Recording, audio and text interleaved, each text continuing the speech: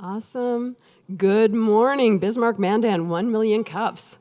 Wow, lots of great folks in the audience today, both not real and virtual, sorry, but both in person and streaming. Is that that's the better way of saying that, right? Okay, we got it. My name is Janya Anderson, and I will be your MC today, and I am super excited because we have a couple of fabulous presenters.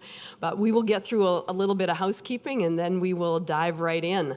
Actually, before I even get into the slides, I have to give a quick shout out to the play that the props behind me are set up for. How many of you have seen the current production? It's called The Odd Couple. Any hands? Oh, you're missing out. All right, so I just got to say, being on this stage makes me want to play Trivial Pursuit. And if you want to understand what I mean by that, you need to come to the show. But anyway, it's its final weekend coming right up, called The Odd Couple, based on the Neil Simon play, and they call it The Odd Couple, the female version. So anyway, I haven't belly laughed that hard in a really long time. We went and saw it last weekend. All right, that's enough. This is a non-paid presentation. Okay. All right. Well, let's go ahead and we will hit the road here. First of all, if you haven't downloaded the app, or if you would go ahead and check in. My friend Cody, who's sitting right here in the front row, she always checks me every single one MC to see if I have checked in. So I've started to check in like at about 8:15, and she doesn't usually check till 9, so I'm covered. All right. And don't worry, it doesn't track your location or anything, other than the fact that it lets us know you came to 1 million cups. All right. Next. So these are our fabulous sponsors. And in fact, this morning, I would really like to give a shout out to this one right up here, the CTB. All right, they are fantastic partners and part of this whole. Not only are they a sponsor, but we have 3 active members of our organizing committee who are with the CTB. Kirsten, who is right there, you'll see her probably doing a community announcement, and she asks all the social media questions for us.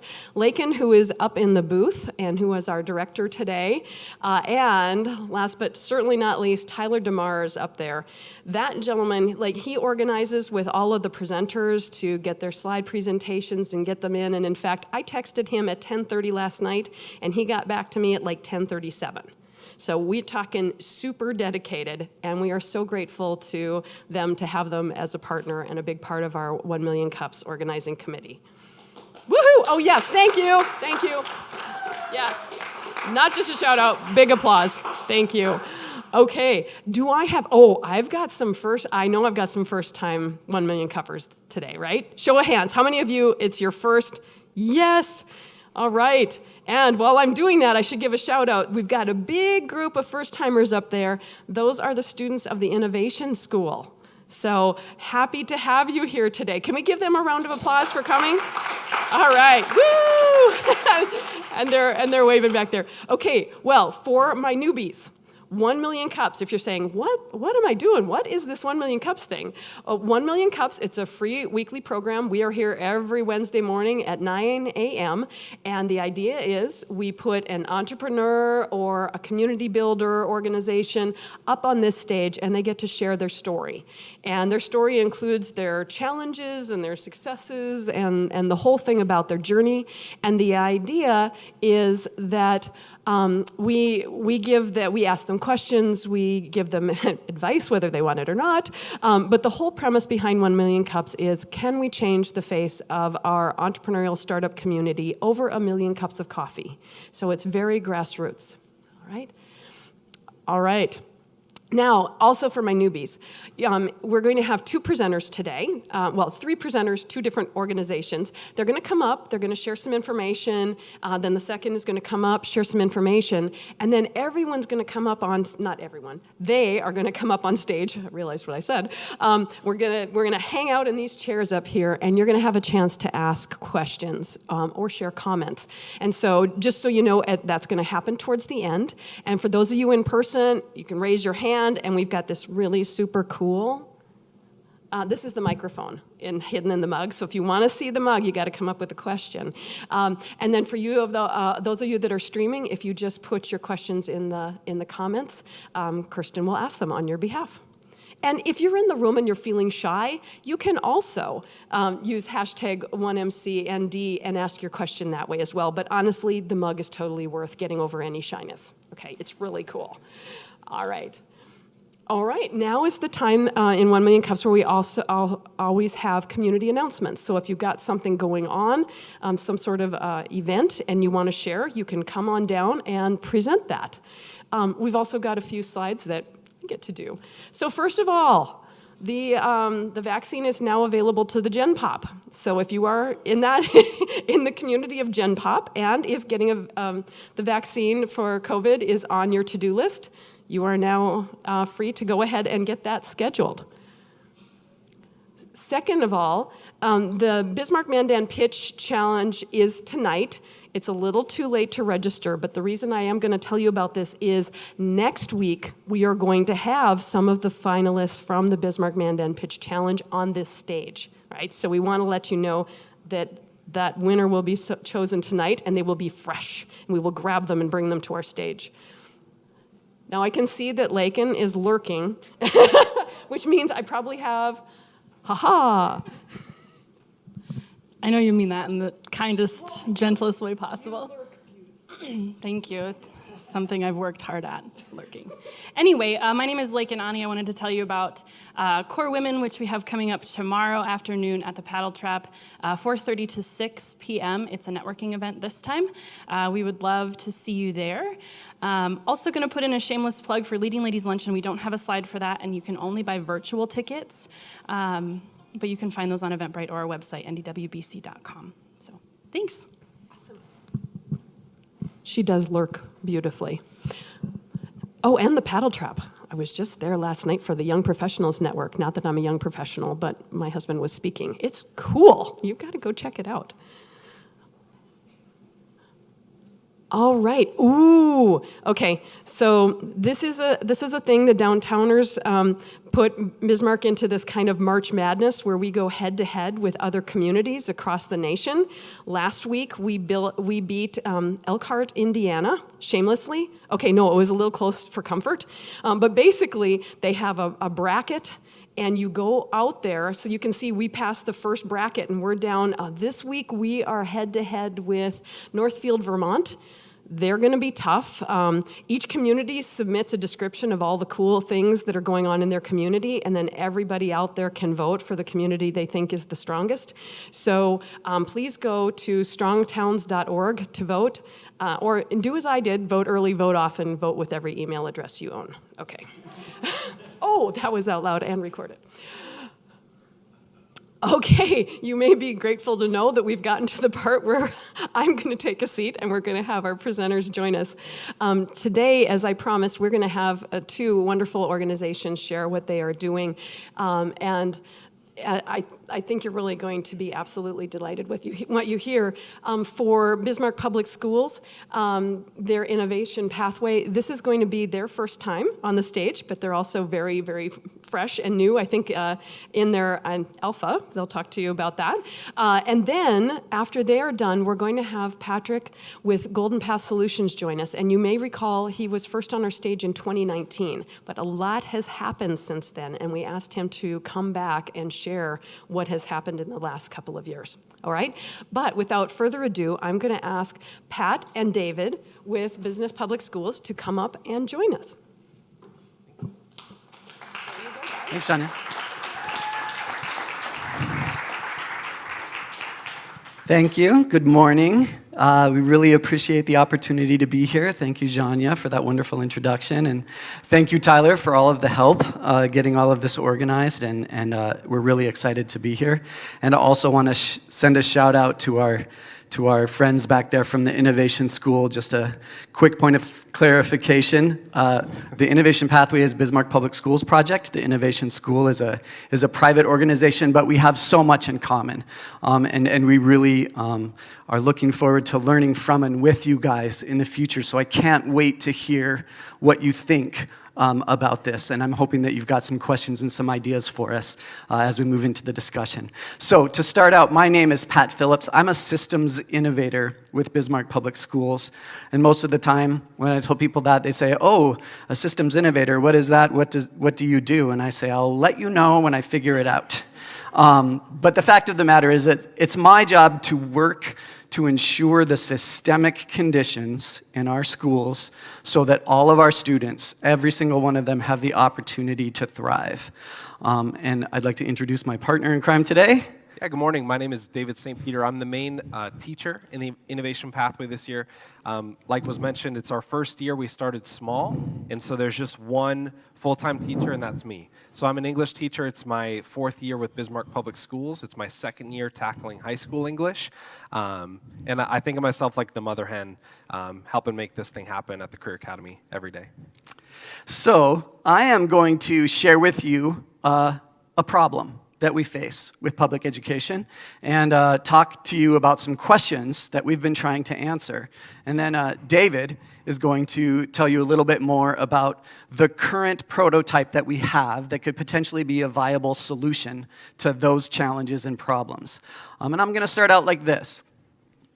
Here's you. This is high school you, right? And the reason that you got up and dragged yourself out of bed every morning, like my senior and my 8th grader this morning, 7 snooze buttons later, was to get your diploma, right? But what does that diploma really mean, and what does that diploma really represent? Why do you need it? What are you getting it for? And is it the same diploma that everyone else gets? Is that what we really want for our learners and our community? So at Bismarck Public Schools, we recently completed a 5-year strategic plan that starts this year and ends in 2025. And that process involved a lot of community input. And our community gave us a mandate. They said, your mission for the next 5 years is to empower every learner to thrive. Not to engage learners, not to graduate students, to empower people. Every learner, not all learners. I was in some of the community feedback meetings, and that was a very specific point that they made between the singular and the plural, right? So our focus is on personalization. So let me share with you a little bit about what that challenge presents to us as a district when our community says, hey, go out and empower every learner to thrive. Our school system is predicated on a push curriculum, right? We have a bunch of classes, we offer them all to learners, we say, you have choice, right? Except, these are the classes that the state says you have to take. And based on your test scores, these are the classes that we think you probably should take. And then way out here on the edges, there are some opportunities for you to make some choices based on the boxes that we have for you, if you can complete all of the other stuff that we've decided is the most important, right? That's a challenge when you're trying to empower every learner.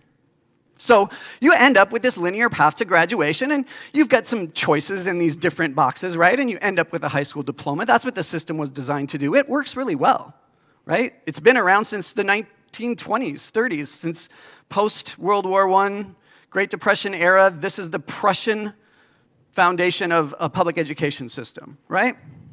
But it's really that track idea. And we have a ton of amazing teachers. This is not an indictment of our educators, nor is it an indictment of the effort that's put forth on the daily by our learners in our schools, right? But our system does exactly what it was designed to do, right? So when you think about that track, if you want to get from point A to point B, we can put you on a track and we can help keep you on that track.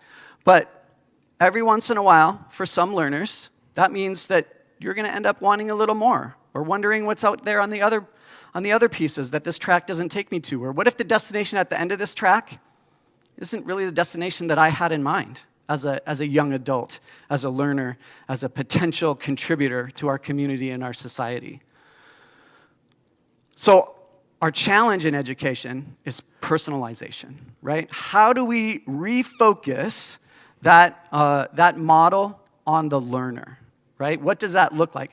Our teachers are constantly doing this in the classroom every day. I want to be clear about that. They're very focused on how can I make this relevant and meaningful for learners, but they're still working inside that matrix of boxes. So when you think about what any individual learner needs, they may need more or less time on certain subjects or on certain ideas based on their capacity, based on their interest, based on any external factors that we don't have any control over. They also might need different ways to go about engaging with that material, right? So when we think about a personalized path to education, and when we talk about the innovation pathway, we're talking about choices for learners about what they learn, how they learn it, and how long they spend doing that. And so this is the challenge that we face. How do we do this? Bismarck Public Schools has over 13,000 students that walk through our doors every single day. And I'm going to let David tell you a little bit about our project. Yeah, so we have an elevator pitch, and this is what we used this fall as we started to kind of understand what we were trying to do, and as we were pitching this to the kids we're trying to recruit for next year. So it's for any student, which is a key thing, right? When we first started talking about the innovation pathway, it made it sound like it was a program, right? We're not a remedial program. We're not an advanced program. We're not targeting the middle. It's for any student. And what's key in the innovation pathway is they need to want to focus on their passions and interests, which you would hope all of our students want to do, right? It's a personalized learning experience like Pat mentioned. You heard him say that it's traditional school is a push curriculum, right? When I think about last year at the high school I was at, when students came to me for English 12, I had this package. I said, here's what we're going to do this year, right? We're going to start with Beowulf. In the winter, we're going to tackle the senior paper. We're going to do some job prep stuff. Like, it's all just pushed on them. There wasn't a lot of voice and choice. Within those units, there might have been voice and choice, but they didn't really get to control the learning. This year is completely different. It's also, one of our focuses was they needed to be in a CTE course, right? So we're housed at the Career Academy. So this one stipulation to be engaged, I know we said any student, but it needed to be any student in a CTE course. So that's career and technical education. So the 14 students that I ended up with this year are in things like graphic design, auto tech, aviation, agriculture, welding. They needed to have that CTE area on their schedule. But the main way that it's different in the pitch, like I said, this winter we gave the learners, was unlike your traditional classes. So I'll speak from my English perspective. Unlike English at your home school, this experience is going to empower you to add value to your community. Okay, so our primary focus when a student is in the innovation pathway, like that first tier of thing that they should always be engaged in, is a community project. And we'll talk about those a little bit more later. But if you think back to your high school English experience, that first tier thing was probably the texts and the writing that your teacher decided was important for you to do. We're saying that the first tier most important thing that you should be focused on is adding value to the Bismarck Mandan community through authentic community-embedded projects. The standards we still have to meet, right? In English 11 and English 12, I have 17 essential standards that students need to demonstrate mastery of. And we do that through competency-based learning, which we'll talk again about in a second. So on the right-hand side, you've got the four values, which are the same as on this slide of the, Bismarck Public Schools in our new strategic plan. These were our 4 core values, and we've just copied them because we believe that what we're doing in the innovation pathway aligns with that perfectly. So that has manifested into our 5 SOPs, right? Our standard operating procedures. This is how we do school in the innovation pathway. So like I mentioned, the first is authentic projects. It's not like a math problem. It's not a fake thing that a teacher contrived and said, here's a problem you're solving. No, it's an authentic problem in the community. So how that's looked is I spent most of the fall just cold calling places. Like, hey, we're the innovation pathway. I've got 14 students. They're in things like graphic design. They can build things. They're problem solvers. What problems do you have that we could help you solve? And our pitch was often, what are your like back burner problems? We don't really want to tackle your mission critical work because they're high schoolers after all. We'd feel super bad if, like high schoolers are allowed to do, if they failed and we impacted your business. But instead, are there back burner things that, we all have those things we've always wanted to do, right? So this picture was one of our very first ones. I called Terry Lincoln at Dakota Zoo and I said, I've got 14 students, we want to help. What's a problem? What's a back burner thing? And behind Joey, you can see they had what Terry called the organized mess, right? It was all these extra building materials that were on the ground. And he said, we want to get them up off the ground before winter. Like, could your students help us build basically a big shelf? And I said, sure, like, let's do it. So the one day we had these C days, these hybrid days where students were working from home in the fall. So instead, one day, Tony, Joey, and Hannah and I went out to the zoo and we got started on that project. So maybe that wasn't the greatest example of like demonstrating learning because like you can see these two gentlemen were just using post hole diggers and tiring out their shoulders. But this did feed into an actual cooler project at the zoo, which was after the students solved this problem, Terry said, hey, we sell these geodes in the shop. And I think it'd be super cool if we had a geode cracking device so that when a kid or family bought one, they could crack it in the shop. Like that's the magic, right? Could your students like help me figure that out? And what was so cool is Tony, the same student, because he already had a relationship built with Terry at the zoo, Tony said, yeah, I could figure that out. And so Tony came up with a prototype, and we went to the zoo, and Terry had an idea, and they discussed their ideas. They were both very different ideas for how to crack a geode. And through that discussion and comparison of their prototypes, they came up with a third option that was going to be way better and way more cost efficient. And we're going out there on Friday to talk about next steps. Through that, we see leadership. We have students taking the lead on solving some authentic problems, and we see a lot of innovation. Like, if I could show you Tony's prototype, it's pretty sweet for how to crack a geode. Another one of our standard operating procedures is we always work in collaborative teams, right? There's never been a project where a student is just tackling it alone. We always let them bounce those ideas off each other and bring in peers to help as they can. Like I mentioned, we have 14 learners. Some are taking an English credit, some are taking a math credit, some are pursuing a government and econ credit. They've got all these standards they need to be hitting. And so some of those standards come through these projects, right? Others don't. But in doing those projects, they always grab their peers and help them out. So like this example you see there, Northern Plains Dance said, hey, we're expanding to a new studio. We need some help researching a sprung floor. Like, what are our options? What's it going to cost? So Sean, in the Carhartt hoodie, was kind of tackling that by himself, but when it came time to make the sprung floor, like to make it, he needed some help. So he grabbed one of our math students, Ben, and they started doing some really cool work together to help solve that problem for Northern Plains Dance. Our third standard operating procedure is competency-based learning. So that was the big thing. I know Pat earlier mentioned that.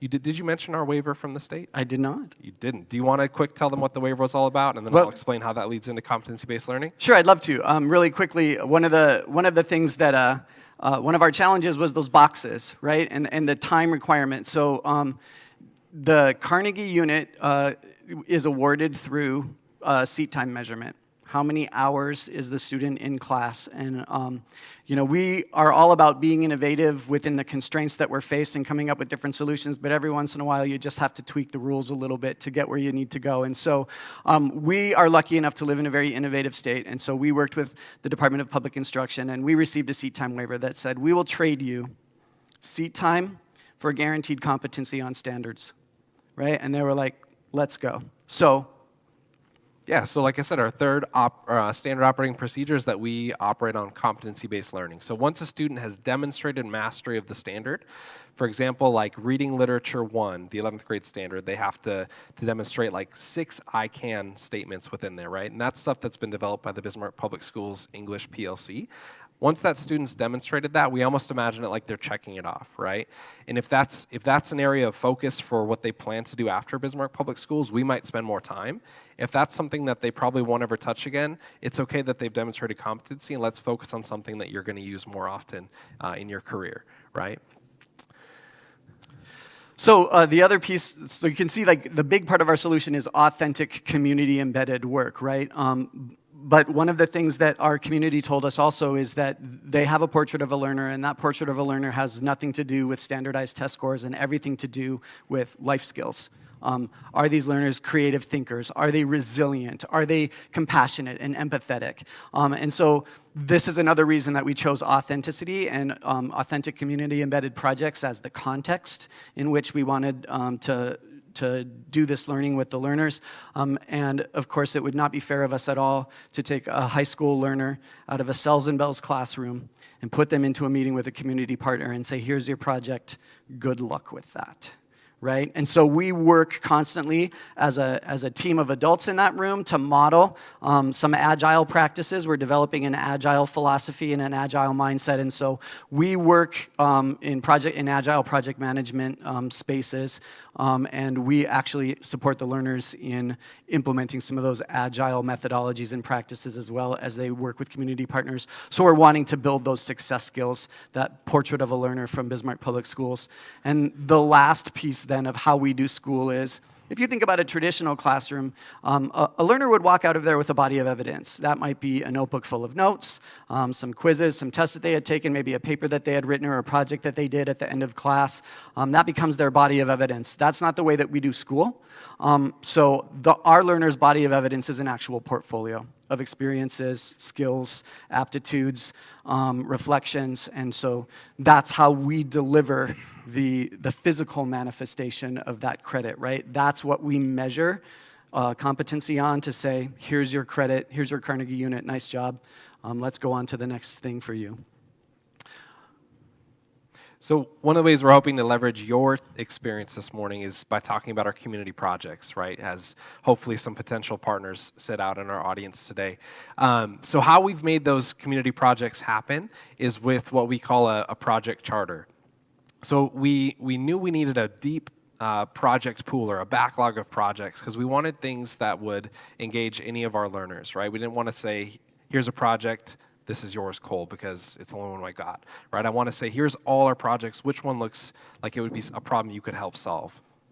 So we got a couple examples, right? We've got some awesome projects happening right now with a lot of awesome organizations in town. The one that I've been really loving so much is this Global Neighbors one. So Global Neighbors is an awesome organization we have here in town that supports refugees when they come to Bismarck. And when I talked to Leah Hargrove, I said, we're the Innovation Pathway. We've got students who want to solve problems. What's some back burner work? How can we help? And she said, there's this place in Portland that has this really cool map that they give to their new people to their city that shows all the awesome resources that they have in town. And I've always wanted us to have something like that we could give people who are new to Bismarck of their resources and stuff. And so to solve that problem, two of our students, they dove into it, and they talked to our math teacher who said, have you heard of ArcGIS? It's this really cool mapping program. Like maybe you could make it a digital map, even though Global Neighbors had asked for just a physical one. We thought we could go above and beyond. And so those two students taught themselves how to use ArcGIS online and built an interactive map that shows all the resources for new people to our community. And they also, because they were working in ArcGIS, they talked to the city and they got the bus routes, and they overlaid the bus routes so that the map is just even more useful for people who are new to our community. But like you can see, tons of great options. So stakeholder feedback is important, right? This December, I just asked our students as we were nearing the halfway point of our year, like, what have you liked about the Innovation Pathway? And so I've got two examples from learners, and then I've got one example from a community partner that we'd wrapped up a project with. So Brianne is like my favorite example because I had Brianne last year at Legacy in 10th grade English, and I definitely didn't serve her needs, right? I was pushing the curriculum, and that curriculum that I pushed was probably too easy, right? But it's hard to differentiate when you've got a class full of 35 students. So this year, I get redemption, right? And I'm able to give Brianne what she needs for where she wants to go in the future. And her career goals are she might want to be a missionary or she might want to be an author. So the work that she's able to do and the work that we're giving her, both for English and math, is going to get her ready for that career path that she's about to embark on. And like she said, unprompted, she feels like the course material is fit to you instead of the other way around, which I felt redeemed, right? I felt really grateful to hear that from her. The other example was Alt, who just like me when I was hired, couldn't entirely comprehend what we were getting ourselves into, But now that it's started, it's even better than we could have imagined, right? And Alt has been one of our rock stars in terms of getting community projects going. They're like so organized and such an awesome public speaker. Alt came with me to the Bismarck Public School's school board meeting a couple weeks ago and was way less nervous than I was and just knocked it out of the park. Like I mentioned, we had some feedback from Laura Gibson. We partnered with the Adult Learning Center, which was super easy because they're right across the street. They also live at the Career Academy like we do. But they had a really short time box project. They wanted to get some supplemental reading materials for the families that they serve.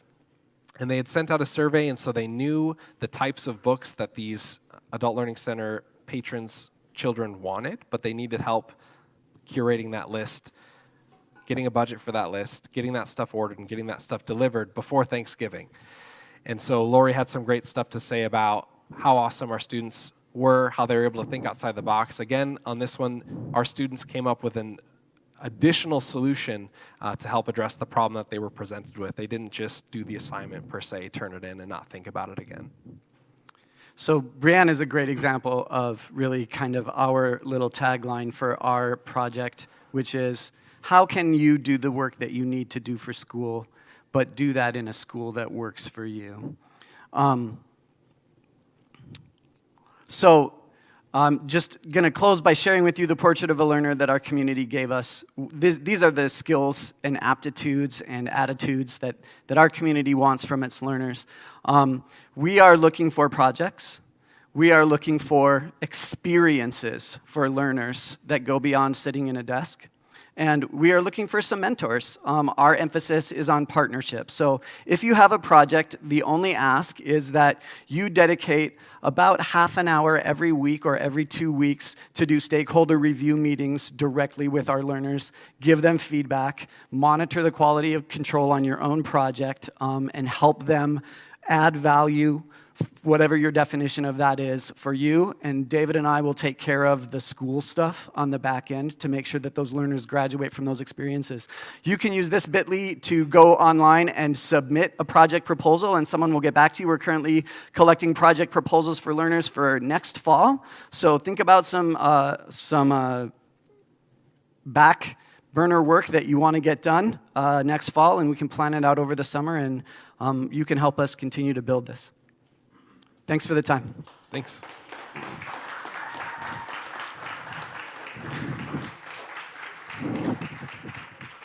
That was fantastic, guys. I'm not even going to bother to get up on stage because I'm going to hand it over to Patrick. Wow, were you just like reeling and going, oh, that was so super cool? And now you're going to see super cool squared. Here we go, right? All right. Awesome. Thank you, Janya. And don't you guys leave afterwards. I want to talk to you. So first, I just want to say how great it is to be back here in Bismarck. This is a great venue, a great event. Janya and Evan, you've been great supporters. It's good to see other folks in the audience that we've talked with. And Tyler, thank you for taking my deck, I think last night at about 9:45 last night. So definitely working late. So what I'm going to do is I'm going to talk to you a little bit about Golden Path Solutions. I want to go through a little bit what we do, because some of you might not know who we are, or you might not have been at the presentation we did here back in August, I think, of 2019. But I also want to talk to you a little bit about what we've learned since we started on this journey, and kind of our momentum since we started this. I think we became an official company in 2019, and it's just been a whirlwind of activity, of learning, and just kind of moving along. And so I want to share some of that with you all today. Okay? I went the wrong way. Okay, so at the highest level, what is it we're trying to do? What is our mission? And really what we kind of focus on two things. We really want to help students, and when we say students, we're thinking high school and higher ed students, figure out what their natural talents are based on their experiences that they've had so far, and then connect that talent with employers that desperately need that talent. If you think about what we're trying to do, in some ways it's helping students plan for the future, it's helping employers plan for the future, and how do we build a platform working with schools that kind of helps facilitate all this? Our audiences are really these four entities: employers, schools, students, and communities. And the communities piece is something that we learned a little bit as we kept going on this journey, With employers, what we do, and I'll show you how we do this, is we really want to get their information in front of students who might not have any idea what a company does or the career opportunities that a company might have. And how do we help companies do that in a scalable way? A lot of companies might have a person that goes to a career fair or works with 3 or 4 schools in a region. How do we help expand that reach so they can find talent in places that they might not normally get to? With schools, we want to help them create tighter partnerships with employers, particularly on curriculum needs. You'll see a little bit later, we're working with Microsoft. And one thing that we got asked by Microsoft is, we would love it if schools taught cloud infrastructure. They're not teaching that today. They're still focusing on technology or on wired networking. Those are the types of things that we want to hear from employers, and then we can give that to schools so they can update their curriculum. And we also want to give them tools for career planning to help manage that process with students. With students, we want to help them find their career path and potentially get help finding a job when they graduate and even getting help with tuition reimbursement. And finally, for communities, we want to help communities retain their local talent, and we also want to help them grow their local economies. And we're hearing this a lot from some of the smaller communities that have brain drain. Students leave and they don't come back. But they also have companies that need talent, they need workers. So how do we facilitate that? So we're trying to do a lot with Golden Path Solutions. And there are many, many different ways that different organizations and groups are approaching this problem. The way that we do it is described on this slide. This is an infographic that has evolved a little bit, but if you were here almost 2 years ago, you would have seen a version of this. But the very first step is we're working separately with employers and with students. So with employers, what we do is we first figure out what are the jobs that you need, what are the things that are critical to your business, what do you need help, what do you need to have to grow, to continue to grow. And this is a long-term view. It's not like what do I need tomorrow, it's like what do I need 2-3 years from now. These could be entry-level jobs, like a welder. They could actually be a really unique job that requires a pretty unique skill set and a pretty unique education combination. We build what's called a career profile that is intended to help students understand what is it like to do that job, what's a day in the life look like, what are the experiences that I'm having today that might predict that I would love this job in the future. We try to build this in the student's language. And we don't just focus on the classes, but we focus on what are the activities that you might be in? What are the things that you might like to do in your free time? What are those experiences that might help you understand if this is a great career for you? And also career path information, salary, and all that good stuff. With the student and with schools, we've built a technology called Compass that basically we are rolling out right now in schools across the state, including Minnesota. And what that does is it lets a student enter in information about their experiences as a student. So what classes have they taken? What activities are they in? What hobbies and interests do they have? And also information about their personality and their career aspirations. And we really try to focus on the experiences that a student has, and not just school experiences, but what do they like to do in their free time. Because like what you guys are doing, we believe that predicting a student's success isn't about what classes they've taken or how they did in them from a grade perspective. We may actually find that the best person at a specific career might not have been very good in school at all because they weren't interested. But what might predict that they were good is what they did in their free time. We had one student that we talked to who taught himself machining in his garage. That's amazing, and that's the type of information that we want to use to help that student understand a career path that might work for them. The second step is we bring these things together in Compass. So we take that profile that we built for an employer, we put that in the application so that all students can see it, and then in the application we also can tell a student if they're a good fit for that job. So we can kind of help the student understand if they might be a good match, they can learn more about the job, and in the app, the student can also tell us if they might be interested in getting actually connected with an employer, and that leads to the third step. The third step is where it's not required, not every student's gonna wanna do this, and not every employer offers sponsorships, but the goal here is if there's an employer that is looking for a certain skill set and a certain raw talent, how do we connect them with that raw talent earlier in the process in a way that works for both? The goal would be, with a sponsorship, that a student could get a job doing something that they love, they would get help with education, paying for higher ed, because an employer might want them to get a 2-year degree, a 4-year degree, maybe it's an apprenticeship, a certification, whatever it is, But at the end of the day, that employer is going to sponsor that student in exchange for a work agreement. And what we want to do in that model is leverage programs that like the state of North Dakota has put together. If anybody in the room is familiar with the North Dakota Career Builders program, we're trying to leverage models like that, but extend it for every student and give every employer the opportunity to use sponsorships to secure their future workforce. And you can see where that might play into communities. We're working with a gentleman in Devil's Lake where Devil's Lake, the city, is helping do some of these sponsorships to keep talent local. And we're starting to see models where that can be replicated across the state, particularly in more rural communities.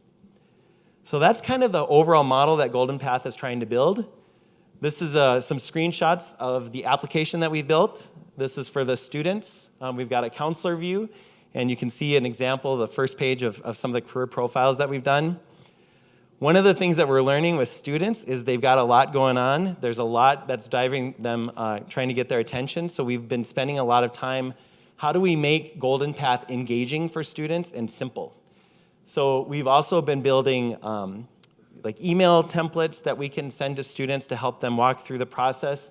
We actually, if you can see how it works, that first step, we actually had a high school student in Fargo do a training video for us that now walks students through setting up Golden Path.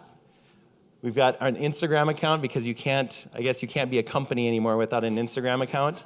Although I think we've already missed the boat because now we're hearing that TikTok is the thing, and that scares the bejesus out of me.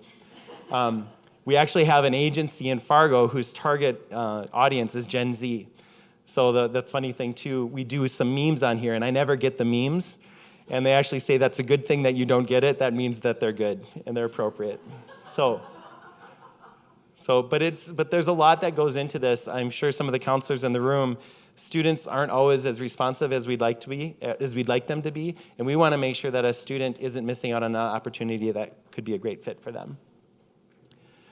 So in terms of where we're at as a company, so like I said, when we were here in 2019, we were pretty new. I think we had a couple companies that we had done some profile work with, and we might have had a prototype of the application. Well, now from a school perspective, we are licensed in 39 schools and with 6,000 students. We actually qualified for some grants offered by the Career and Tech Ed department here in Bismarck.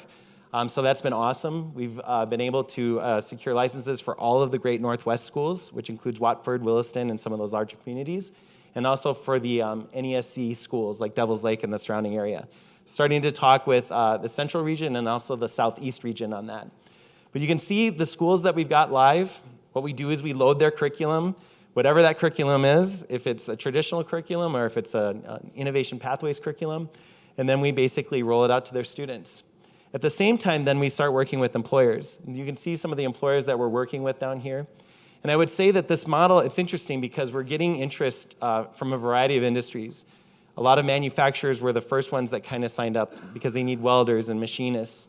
But Microsoft is doing software developers and also CES engineers, like kind of a customer experience and success role. We've got Bobcat, who's doing both welders, but also manufacturing engineers. And you can see some other companies that are up there. We have our first banking company now that just came on board. So that's cool, because we want to really offer an opportunity to every student that has maybe every specific or every talent or every interest and might want to do different types of careers. We don't want to just have opportunities for one type of student. You can see some matches that we've done. So Tyler Knott is going into machining. He's actually now almost done with his first year at NDSCS. We talked to him. He just loves machining. We took him to the company that he's sponsored by and he'll be working at. And he was literally telling us about all the different machines that were in the factory, and he just was super excited. So it was one of those obvious examples where we kind of found his passion. And Kelly is going to be an LPN at Sanford. Her ultimate goal is to be an RN. And she had some of those experiences that indicated like empathy and working with others. And she was really interested in the medical field. So we were able to get her connected with Sanford Health. Some other highlights since we've been here, we have gotten some interest in organizations that are providing funding. The top one is interesting. The Venn Foundation is out of Minneapolis, and they basically work with foundations and charitable donors to create program-related investments that then they can give to companies like Golden Path in the form of a convertible note. And the cool thing about that is they really like for companies to have a social purpose. So we use that as an opportunity to add a social purpose to our bylaws. North Dakota doesn't have a classification for a social company, so we had to do it a little bit different. But that helps us articulate that we're not necessarily in this to make money. We obviously need to be a business, but we really want to help our audiences. And the second bullet there is pretty exciting for us. We just got approved for a LIFT technology loan in North Dakota with the Department of Commerce. So we're going to be using those dollars both to onboard some additional people and also to flesh out the application that we started building. So there's just been a lot going on with us in terms of getting things ramped up and getting things going, and it's been a lot of fun. It's been a lot of fun. So the last thing that I'll do is I'll share with you what we've learned. So again, the venue for this, it's for entrepreneurs to talk about their journey and also to introduce ourselves to you. Since we've been here before, I'll take a little bit of time just to share what we've learned since we were first here. So on workforce development specifically, that's kind of what we're doing. How do we help everybody prepare for the future workforce? This is getting a lot of attention. The more that we kind of learn and the more that we talk to different communities, everybody's trying to solve this problem in a different way, and it's awesome. It's really been inspiring because there's just so many great minds that are really trying to do this. Some of it is very specific and regional, and some of it is a little bit broader and statewide. Sometimes it doesn't move as fast as we would like, but what we want to do is how can we help move that on, and how can we also create connections even with our ecosystem. I actually have some connections that I want to make for you guys if you haven't already made them. Communities really do want to retain talent, and this goes not just for communities like small rural communities like Devil's Lake, but even communities like Bismarck and Fargo. And it's actually kind of an interesting tension that we have. Fargo might want to recruit people to Fargo. Bismarck wants to do the same. Devil's Lake wants to keep people local. So we're trying to figure out how do we create incentives for either employers or even students to stay local? Or what does the model look like if they go away and come back? Does that provide some opportunities?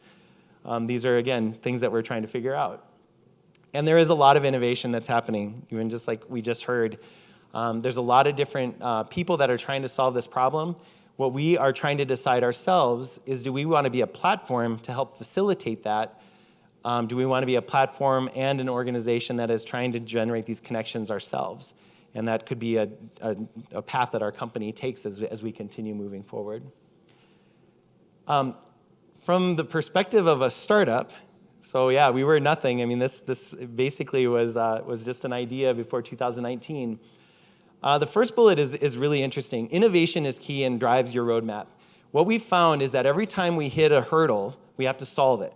And actually, that solving of that hurdle changes our strategy and our roadmap. It could be a feature in our application. It could be a process. One of the reasons we built those email templates is because we thought to ourselves, if a counselor shares the URL with Golden Path with a student, and a student isn't good at their keeping email, are they going to lose the URL? How do they get back in? And if they don't bookmark it, how do we make it easy for them? Customers are always going to help drive the solution. So we really want to get feedback from our employers, from our students, and from our schools on what are the features that make sense to you. We're actually going to be starting to do some work on integrations with state systems. So we want to talk to counselors and be like, what is it that you need sent over to state systems? What would be best? Would students use the system more if we had integration with PowerSchool, for example, one of the e-transcript courses? We've talked about badging. There's different needs that schools need, different ideas that they have. How do we incorporate that into our roadmap? And also, how do you pay for that? Because again, we have to think about that. Community partnerships are critical, especially when getting in front of employers. So we've had great partnerships with Svita, which is down in Wahpeton, Justin Neppel. He's introduced us to a lot of companies and trying to help us build that ecosystem. And in Forward Devil's Lake, Brad Barth, if any of you know that gentleman, we're having conversations here in Bismarck with Brian Ritter. We're having conversations in Williston with Sean Wanko with the EDC, because they are in some ways trying to solve this same problem. How do they help their communities thrive? How can we be a part of that? And how can we leverage their ecosystem and their network to kind of get that started for Golden Path? Resources are available. If any of you are entrepreneurs out there, the state of North Dakota has actually been fantastic in terms of supporting entrepreneurship with the loans that are available, the Innovate ND program. People are just willing to give their advice and their input. I'm looking at the front row here, supporting entrepreneurs that are on this journey. And if any of you want to talk to me about who we found or the programs that we found success with, let me know. The other thing I'll say, their advisors and champions are critical too. If you get a couple champions in a community, they're great at doing introductions, and we've really, really leveraged that as much as possible without being annoying. We don't want to annoy anybody. And then finally, the last bullet, I think, is actually one of our biggest assets, but it also might be one of our largest challenges, which is how do we really get students engaged in this system? Not just from the perspective of making sure Compass is up to date and exploring solutions, but really seeing this as a tool for them that might actually help them find that future path, help with tuition. They could actually gain some real insight. And I think as we continue to work with schools and counselors on this, as we continue to talk to students in their language versus our language, and even partnerships with different people that are trying to connect with students in a different way, I think this is going to happen more and more. Because for us to be successful, for Golden Path to be successful, we really need a thriving community of employers, a thriving community of students, and really schools that are seeing the value and working with us. If we can figure all that out, I think we will continue to see a lot of success with Golden Path. So I think that is, I just have my contact information up here, but I'm sure that will be on the website. So I want to say thank you, everybody, for letting me come back and chat with you guys. Thanks to all of you on the phone. Thanks, Janya and Evan and Tyler. You guys are awesome. And I think we'll do Q&A now. Yep. Do you want to click anywhere? Or I'll let you click Please it. come on up. All right, I'm sure we don't have any questions in the audience at all. Okay, I'm kidding. Evan, I knew it, Scott. Evan is our mug runner today, so if you catch his attention, he will bring you the mighty mug with the mic in it. All right, Scott. Well, thank you, gentlemen, for presenting today. And the question, I suppose, is for all of you guys. I love the term learners because learning continues well after school. Obviously, the pivoting continues too. And I know job service works a lot with trying to retrain and educate people as industries pivot and require different skills. Are you guys partnering with programs like theirs to see what learns from more of that VOTech area to incorporate in your programs, or how does that mesh? You guys want to go first, or? Sure. Like I just have a quick response for you, which would be we're always looking for that. Our program is focused on juniors and seniors and their matriculation into whatever post-secondary option that they choose. But it's actually the three ladies behind you who are career advisors that are another huge part of our team that would really be a great connection to help leverage some of those things for our learners. And also that I really appreciate that point about learners. One of the things that at Bismarck Public Schools, when we talk about our portrait of a learner, we talk about that's our teachers too. That's our staff. That's our administrators, right? We're a learning organization, and we all need to be continuously learning. Yeah, I just add to that. We've talked to job service a little bit through the work we've done with the Workforce Development Council. And so some of the things that we've been exploring is integrations with some of the job service boards, particularly around apprenticeships. Eventually, we would like to take our model and our algorithm and apply that not just to students, but also people that are in their career. There's absolutely no reason why somebody like me that has a certain talent couldn't get sponsored by an employer to go back to school, maybe for whatever. It's just a different set of data that we need to look at. So that's part of our vision, how to help people that are maybe in career looking for their second one and partnering with job service on some of those models. Awesome, thank you, great question. Okay, we've got one way up in the back. I was wondering, what is the success rate of students like getting through high school in your new program compared to a just normal school? That's a really super excellent question. We're in alpha right now, so I'm happy to say that our success rate this year is 100%, which I think is representative of 3 or 4 seniors. Yeah, all 4 are going to finish. Yeah. But I love that question because the idea behind competency-based learning is that success rate becomes a metric that gets left in the dust, right?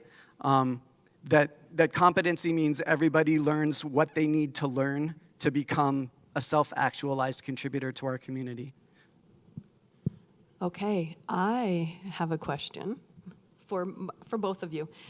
So I think I'm going to dovetail, because I think for any students who are watching or parents, they're going to think, who are those kids that really thrive, that you've seen really thrive? And this is really for both of you, that, that take full advantage, that really get totally engaged. So if you could kind of, and for entrepreneurs, we call that our ideal customer, right? Who's your ideal customer?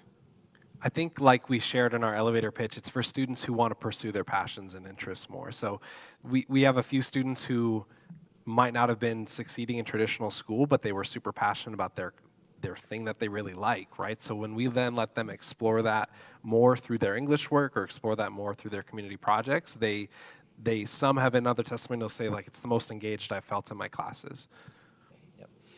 Yeah, and I would agree with that. I think what we're trying to do is how do we figure out what a student really loves to do, and then laser focus in on that, and then use the sponsorship piece or the employer connection as a way to let that student explore that particular career, and also understand that they might be a great fit for that, even though maybe there are other things that their teachers or their peers love about school, but they don't like because it's not really important to them. Mm-hmm. I was an English major in college. We can recite poetry afterwards if we want.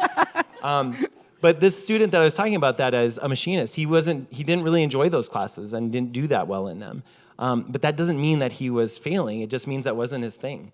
So if we can help those students figure out what their thing is, for example, in our application, a student tells us what classes they've taken, but they tell us if they loved it, and they tell us if they didn't like it, because we think that's important, not just what your grade was or if you took it or not, because in some cases they don't even have a choice. Right, hallelujah.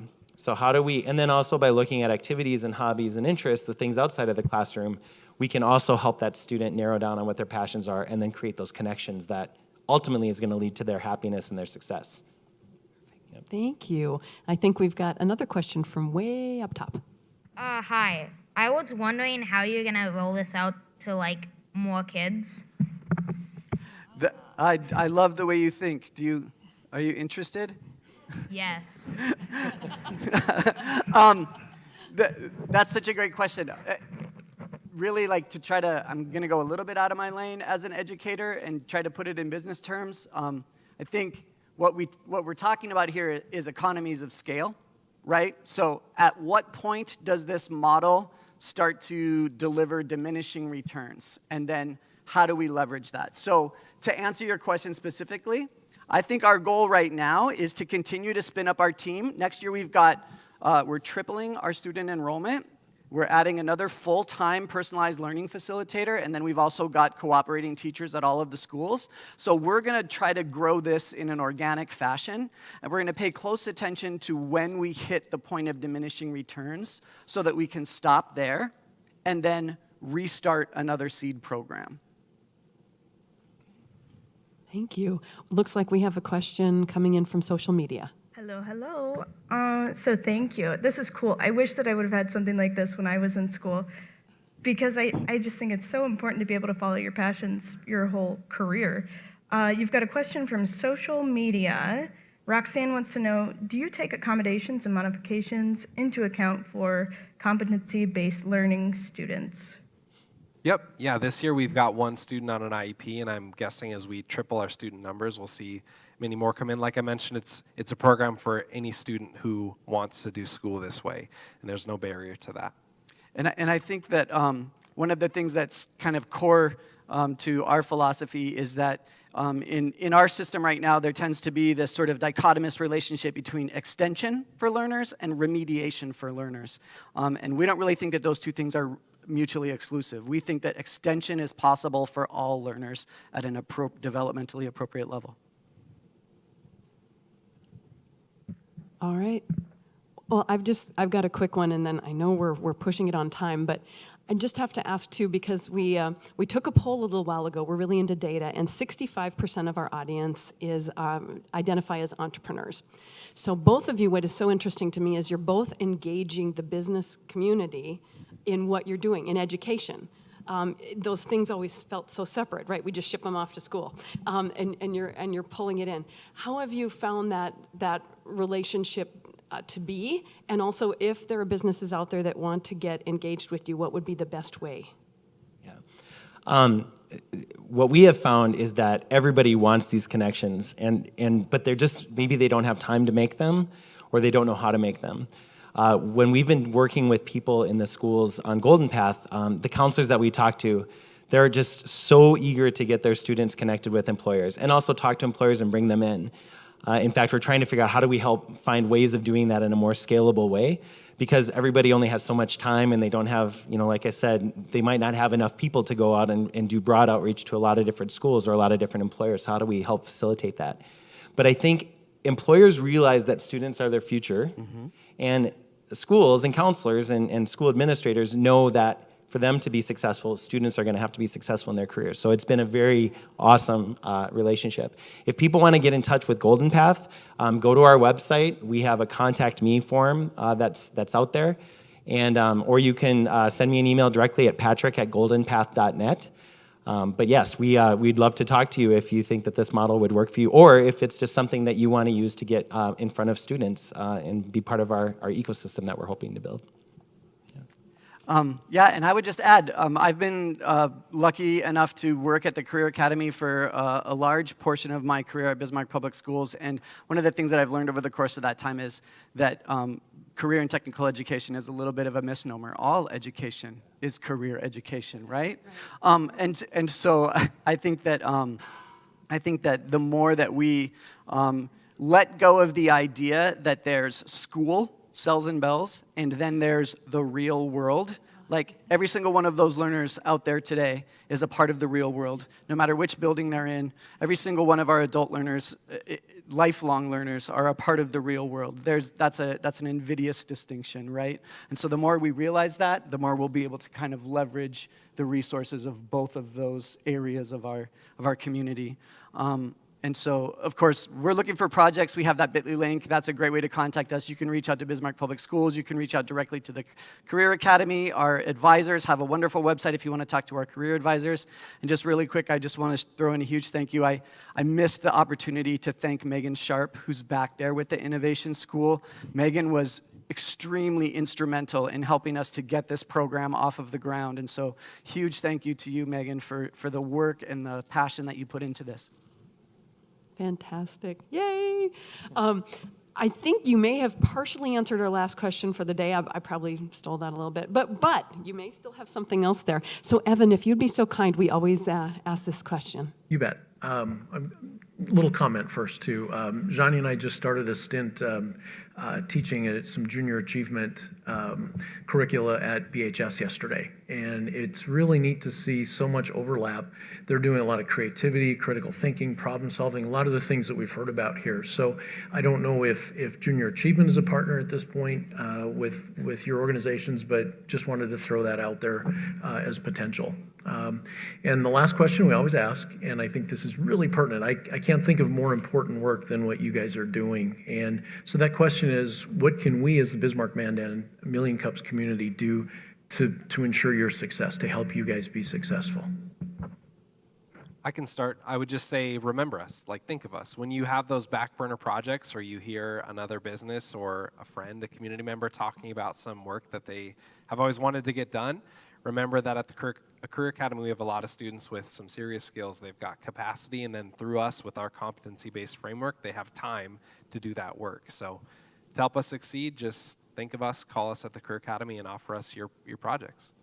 And I would just quickly add from my system innovators lens, we're looking for a sustainable solution, right? And our solution is, after our alpha test and into our beta year next year, potentially a viable solution, but we don't know if it's sustainable yet. So we also would love feedback to see if this type of a back burner, below the resource line, student empowerment model works for our partners in the community. Yeah, and I would say, it seems like most people at the end of a Million Cups, they will say, tell others about us, help people know what we're doing. Think of us if we can work with even people here in the room or online. If there are ideas you have about how we can help solve a problem for you, please reach out to us. But the other thing I would say too is like I said, there's a lot of innovation happening in this space with what you guys are doing, with what we're seeing in different communities, different schools. And one thing specifically for Golden Path is we're still fairly young, and we're still building this company. So I would also like to challenge you, if there are things that you've seen or ideas you have, even as a result of listening to this conversation, challenge us with those ideas or present us with that problem, because we might be able to use technology or our ecosystem or the network we're building to help solve that problem that maybe we don't even know exists yet. As an entrepreneur, I would love to look back 5 years from now and say, we really did know what we were after and what problems our audiences were having, and we tackled those, versus get so far down the path that we look back and say, oh, we should have done that thing, we just didn't know about it. So please communicate those sorts of things to us. That would be fantastic. Awesome. Well, let's give a huge round of applause to these two.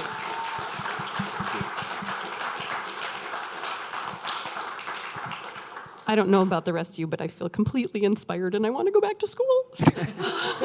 And I rarely say that. Well, if you had fun today, come back next week. We are going to have a couple of our finalists or winners from the Bismarck Pitch Challenge. We'll know who they are tonight. We're going to go learn that. And then on April 7th, we have Bisman Food Co-op is going to come and present. And we also have, on that day, we have Joel and Alyssa Land are going to be back to do a little random act of art. And if you've heard them sing, you are going to want to be here for that.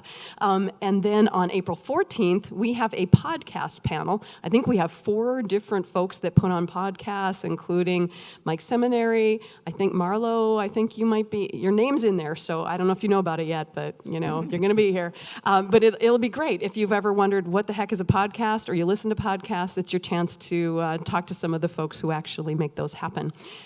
And then just remember, if these guys look like they were having fun up here, you can always apply to present. So if you'd like to see yourself in lights and be up here on stage, it's not too bad, right, guys? It's kind of fun? Super fun. Okay, it's super fun. So they had a great time. So please go on out to 1millioncups.com/Bisman and click on Apply to Present. I think that's all we have for you. Otherwise, just network. I know these guys are really dying to just start talking to each other. So, but mill around, grab some more coffee on the way out, because what you don't drink, Evan and I have to take home with us. Okay, see you next week. Thanks, everybody.